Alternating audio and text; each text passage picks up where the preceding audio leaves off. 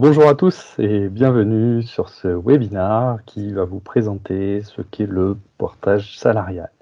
Je suis ravi donc de participer au salon Solo Co Days qui a lieu aujourd'hui et demain en ligne et également le 14 avril en présentiel à Bordeaux où je serai ravi de pouvoir vous y accueillir.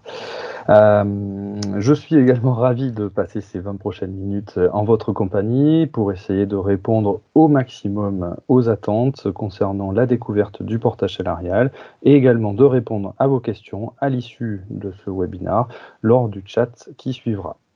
Le webinaire s'intitule « Le portage salarial ou comment allier indépendance et sécurité, comment ça marche et comment estimer son salaire ». Je suis Alexandre Fagré, délégué régional pour la société de portage salarial ITG sur la Nouvelle-Aquitaine. Je suis basé à Bordeaux et j'interviens donc sur le portage salarial, pour le portage salarial depuis un peu moins de 5 ans maintenant. Les éléments que nous allons aborder durant ce webinaire sont les suivants. Donc le cadre juridique du portage salarial, les avantages d'un tel statut, les limites du portage salarial, évidemment on va voir les avantages, donc on va essayer de voir les limites, la relation tripartite existante entre le consultant, la société de portage et le client, les documents nécessaires à l'établissement d'un tel contrat, le versement du salaire et les différents moyens d'optimiser le revenu que vous allez pouvoir dégager. Alors, on va commencer directement par le vif du sujet. Qu'est-ce que le portage salarial ? C'est avant tout la possibilité pour un indépendant de pouvoir travailler avec des clients qu'il aurait choisis sans avoir à créer de société. L'objectif va être que la société de portage salarial va facturer les clients pour vous, vos clients pour vos prestations, et va transformer l'argent sous forme de salaire. Vous allez donc être à la fois indépendant et à la fois salarié. Cela implique pour moi 4 points principaux. C'est l'alliance de 4 éléments. Le premier, ça va être la liberté, qui va être liée à l'indépendance, la sécurité, qui va être liée au salariat, la simplicité du statut, on va voir comment on peut le mettre en place, et puis la fiabilité, également, de ce fameux statut. Alors, le premier point qui est la liberté, il est lié évidemment au fait que vous soyez indépendant. Vous êtes indépendant, c'est donc vous qui allez avoir la main sur l'intégralité de ce que vous souhaitez faire. C'est vous qui allez choisir vos clients, c'est vous qui allez mettre en place les conditions de l'exécution de la mission avec eux, au travers des outils qu'on va vous fournir, mais c'est quand même vous qui avez la main. Ce sont vos clients, c'est vous qui les choisissez. Vous allez mettre en place votre offre de service, votre tarification et les termes des contrats que vous allez vouloir mettre en place avec eux. La société de portage salarial va vous fournir un contrat commercial type qui va reprendre les conditions générales du portage et assurer la couverture à la fois pour vous, à la fois pour votre client. Mais vous avez, entre guillemets, un fichier à trous et vous allez remplir selon les conditions que vous aurez négociées avec eux. Donc vous allez travailler sur votre offre de service. C'est vous qui choisirez avec votre client la manière dont vous allez travailler. Est-ce que vous allez travailler de manière constante? Est-ce que vous allez travailler un jour par semaine, un jour par mois? Est-ce que c'est quelque chose qui va être plutôt compact dans le temps ou étalé? Enfin, tout ça, c'est vous qui avez la main. Si vous allez devoir rendre des livrables, par exemple, etc., c'est vous qui choisirez avec votre client ce que vous souhaiterez faire. Vous parlez également je vous ai parlé tout à l'heure de tarification, puisque vous avez la main là-dessus. C'est vous qui choisissez comment vous allez facturer votre client. Est-ce que vous le facturez au jour passé avec un TJM, un taux journalier, qui est la base dans le portage salarial et dans le conseil de manière générale, ou est-ce que vous le facturez de manière horaire, si vous le préférez, si j'ai des prestations peut-être un peu plus ponctuelles, ou alors vous facturez éventuellement sous format de forfait l'intégralité, parce que vous n'avez pas forcément d'idée du temps à passer, vous allez facturer un forfait global pour l'ensemble de la mission. Et enfin, les termes du contrat que vous allez négocier, ça va être plutôt les types de facturation. Est-ce que vous facturez votre client à chaque livrable, par exemple? Est-ce que vous le facturez tous les mois? Est-ce que vous le facturez à chaque fois qu'il y a une échéance? Est-ce que vous le facturez en intégralité à la fin de la mission? C'est vous qui avez la main là-dessus. Vous pouvez choisir ce que vous voulez. Vous pouvez également choisir quand votre client va payer. Vous pouvez lui accorder des facilités de paiement. Par exemple, lui dire « je vous facture tous les mois et vous me réglez à 30 jours fin de mois » ou à réception de facture. Voilà, encore une fois, tout ça, vous avez la main. On est là pour vous aiguiller, mais c'est vous qui choisissez. Ça, c'était l'aspect liberté. Maintenant, on va parler de l'aspect sécurité. L'aspect de sécurité, il est lié au salariat, évidemment. Vous allez donc être salarié de la société de portage.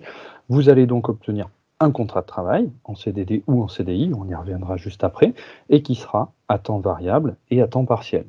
Le fait d'être à temps variable et à temps partiel, ça va vous permettre justement de pouvoir cumuler, notamment avec des aides au retour à l'emploi potentiellement, si vous en avez, ou avec un autre emploi si vous le souhaitez, si vous en avez également. Voilà, vous pouvez cumuler en tout cas les statuts, on y reviendra également.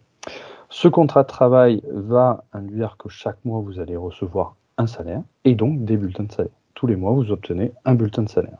Au travers de ce bulletin de salaire, ça signifie que vous allez toucher un salaire net et donc les cotisations vont être payées. Les cotisations qui vont vous apporter la couverture sociale française, la couverture juridique et sociale française. C'est-à-dire qu'il y a 4 aspects principaux. Le premier, ça va être le régime général de la sécurité sociale. Vous cotisez au régime général, comme tous les salariés classiques en France. Seuls les dirigeants d'entreprise qui n'ont pas choisi d'être salariés vont cotiser à ce qu'on appelle au régime des indépendants, l'ancien RSI, qui va vous apporter une couverture un peu moindre que le régime général, qui va justement couvrir vos dépenses de santé, principalement, le régime des indépendants également, mais le régime général va vous couvrir également, va vous octroyer des rétributions lorsque vous serez malade. Il y aura un maintien du salaire par la sécurité sociale classique. Vous allez cotiser également au chômage, donc vous allez pouvoir acquérir des nouveaux droits si vous en avez déjà, ou éventuellement en créer des nouveaux par rapport à Pôle emploi. Vous allez cotiser également à la retraite. Vous allez cotiser au régime des cadres, à la GIRC-ARCO, puisque la plupart des contrats de travail en portage salarial sont au régime cadre. Donc vous allez bénéficier des cotisations retraite et vous aurez droit à une retraite par la suite. En tout cas, ces années vont être comptées comme telles. Et enfin, la dernière cotisation, entre guillemets, en tout cas les derniers droits ouverts, vont être sur le droit à la formation, le fameux CPF, qui va être gonflé, qui vous permettra de vous former comme vous le souhaitez. Chaque contrat de travail en portage salarial contient une prévoyance, donc si jamais il vous arrive un accident ou autre, vous êtes couvert dans ce cadre-là. Et en tant qu'employeur, les sociétés de portage salarial vont vous proposer également un accès à une mutuelle. Celle-ci va être optionnelle, vous aurez la possibilité de choisir si vous souhaitez y souscrire ou si vous en avez une par un autre biais, éventuellement de la refuser, potentiellement avec votre ancien employeur ou avec votre conjoint si vous avez déjà également négocié une mutuelle à titre personnel qui vous correspond mieux que celle qui est proposée par la société de portage, vous pouvez la refuser. La société de portage également portant votre activité va vous octroyer sa RC Pro, sa responsabilité civile professionnelle. C'est-à-dire que vous serez assuré pour les prestations que vous allez pouvoir mettre en place avec vos clients. Vous n'avez pas besoin de souscrire à une assurance à côté pour vos missions professionnelles. Et enfin, dernier point, les sociétés de portage salarial, la plupart en tout cas, vont être référencées Calliope et vont donc pouvoir décliner ce référencement Calliope auprès des salariés portés qui nécessitent ce référencement pour de la formation, pour que les clients puissent, par exemple, se faire financer les fameuses formations. Donc on vient de voir les deux premiers points, la liberté, la sécurité, la liberté de l'indépendant, la sécurité du salariat. La simplicité et la fiabilité du statut, tout simplement parce que la simplicité, elle est liée au fait que vous n'ayez pas besoin de créer quoi que ce soit. Vous n'avez pas besoin de créer une entreprise, vous n'avez pas besoin de créer un compte professionnel, vous n'avez pas besoin d'aller voir un comptable, vous n'avez pas besoin de souscrire à une assurance, vous n'allez donc engager aucun capital. Le seul coût du portage salarial va être ce qu'on appelle un taux de gestion, c'est-à-dire que c'est un pourcentage qui va être prélevé sur l'émission, sur la facturation qui va être faite auprès de votre client. Vous n'avez donc, entre guillemets, rien à payer lorsque vous ne travaillez pas. Et lorsque vous travaillez, c'est un pourcentage qui est prélevé. Donc vous ne payez jamais votre société de portage salarial, entre guillemets, et surtout vous n'avez aucun capital à engager. Vous n'avez pas besoin, avant de commencer à travailler, de créer une entreprise, donc de déclarer des statuts, de payer un comptable pour l'état des comptes, de prendre une RC Pro et autres.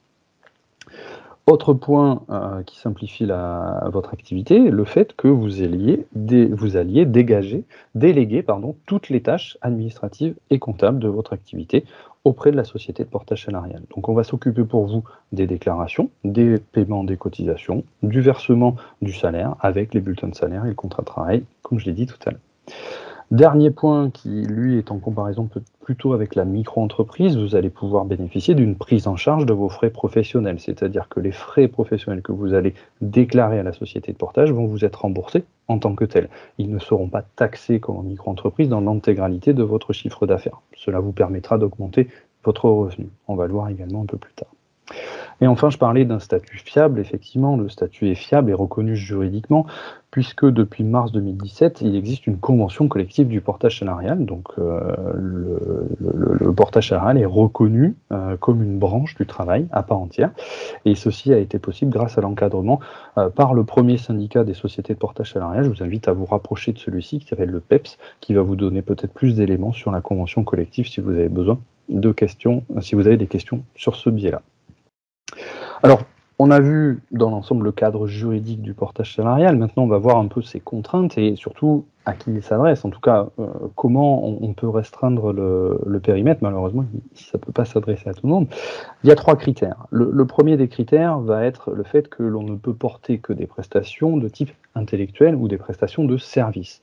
On va exclure de cette catégorie-là tous les métiers qui vont être de manipulation, type masseur par exemple, conducteur d'engin, cuisinier qui utilise des couteaux, des fours, etc. En tout cas, dès qu'il y a de la manipulation, on ne pourra pas porter votre activité, ne serait-ce que par une question d'assurance. En fait, les assurances des sociétés de portage salarial, la plupart sont des généralistes et on fait le choix de choisir ces prestations de services pour couvrir le plus d'activités possible.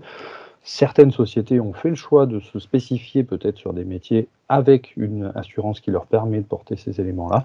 À vous de vous renseigner, voilà, si jamais ça existe. En tout cas, la plupart du temps, on va être sur de la prestation de service. Donc ça, c'est le premier critère. Le deuxième critère va être que les prestations de service ne vont pouvoir être orientées que B2B, c'est-à-dire qu'on ne va pouvoir facturer que des organisations. Donc ça peut être des sociétés, ça peut être des associations, des institutions, entre guillemets tout, sauf les particuliers. Voilà. Pour les particuliers, il existe la micro-entreprise qui est un peu plus adaptée, qui va vous permettre éventuellement de pouvoir facturer sans TVA, qui est un peu plus simple à mettre en place. Et le dernier critère va être qu'il faut que vous facturiez vos clients lorsque vous allez facturer au moins une journée complète, au moins 250 € hors taxe cette journée. Vous pouvez très bien facturer une demi-journée à 125 €, il n'y a pas de problème, mais il faut que à chaque fois que vous déclariez une journée de travail, il y ait au moins, au regard de ça, 250 € qui soient facturés à un client.